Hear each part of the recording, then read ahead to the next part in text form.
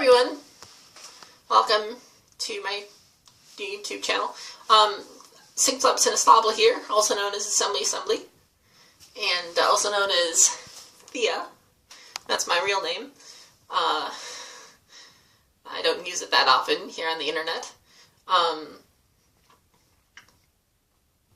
slowly learning, have been slowly learning over the past few years since I got my diagnosis, my schizo diagnosis,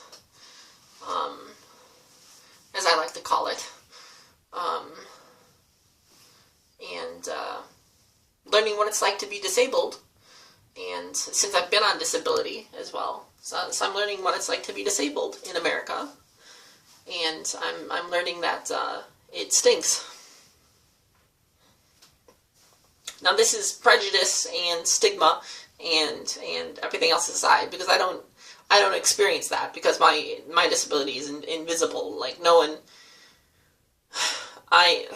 sees it, so I don't get stared at, and unless I'm acting weird, which I don't think I'm acting weird most of the time.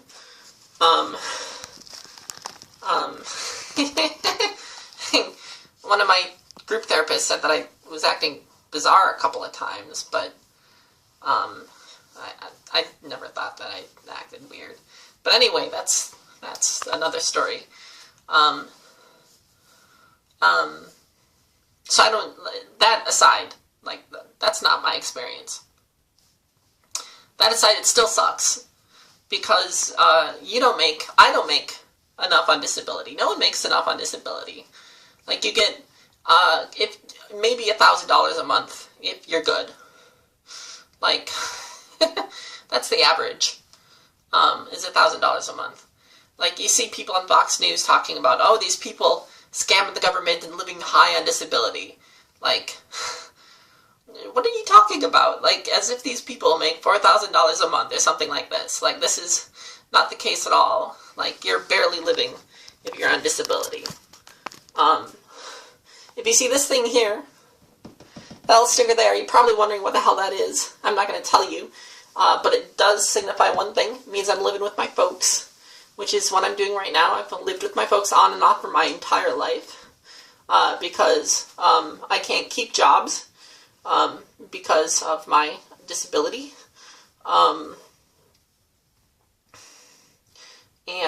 So I've lived here off and on my entire life. And right now, we're trying to place me into a living situation, which for me doesn't mean market housing, because I can't afford market housing on my disability budget. Which for me means affordable housing, Section 8, which I think Section 8 is closed, because I was never put on Section 8 by my caseworker. I'm not exactly sure why, but that's another story.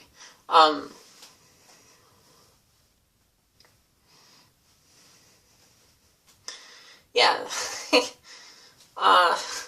So affordable housing is the way for me, because that's what I can afford on disability. 30% of my income is maybe what I can afford for rent, which is pretty miserable. You don't make enough, and the way out of it is miserable. Like, my caseworker I mentioned this in a video earlier that I posted on the disability forum on Facebook, which I guess I'm going to talk about again. My caseworker was like, well, you should visit a CSP. What is a CSP? A CSP is one of those things that overtook the institutions when they disappeared. One of the community things that overtook it. Pretty much the only community thing that overtook it. That when those disappeared. I'm starting to talk over myself and losing my breath here. So I should slow down, is what I should do. Okay, I'm going to slow down talking and talk a bit slower. Okay, that's good. She's like, yeah, you should visit one of these CSPs, that they would be nice for you. They can place you in a job, they can get you a house. or a place to live, not a house. And so I went there, and I learned that they are not going to place me in anything appropriate for me at all. They're going to place me in a job that is a security guard at a toxic waste dump. They're going to place me in a job that I'm going to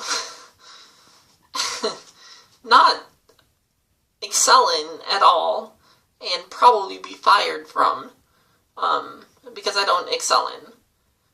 Because those jobs create stress for me, and those jobs I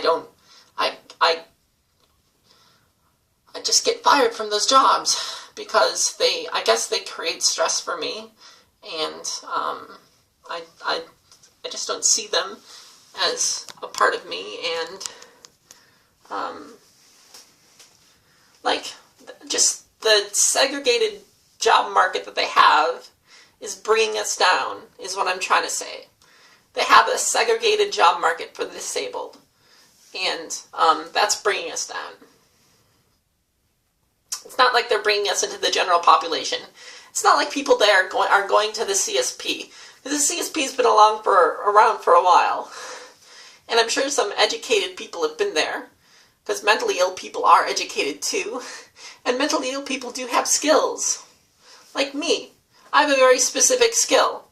I can program like there's no tomorrow. Granted, it's in C and assembly, but that's still useful for embedded stuff. Still no bloody JavaScript and the web world and things like that. I can learn. I have a skill. And so these people come to these places with skills, and what do they get? They get these menial jobs. I watched their promotional video, and they're talking about this one person who got a job as like their big thing was this person from RCSP got a job. Oh, what are they doing? It's great. They're doing, they're a mailroom person. Oh, that's great. They're doing a mailroom person. Oh, they're a contributing member of society. That's great for them. Yay. I'm not saying that mailroom people are bad or anything like that, but I'm sure some really awesome people came through your doorsteps. Like, and you haven't promoted them in your promotional videos. You haven't. It just doesn't make sense to me. It's the mentality. They don't want jobs for us because they see us as crippled. That's because they don't see us as being able to perform a job. As they like, oh, well, Thea has concentration issues and memory issues, and well, she can't work a cash register because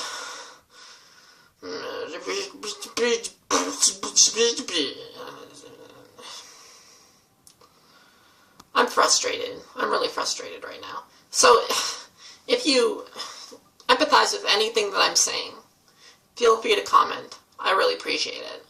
Take care, everyone. Bye-bye. Have a good day. I'm going to have a good day. Met some new friends, and I'm going to enjoy talking to them. Bye-bye.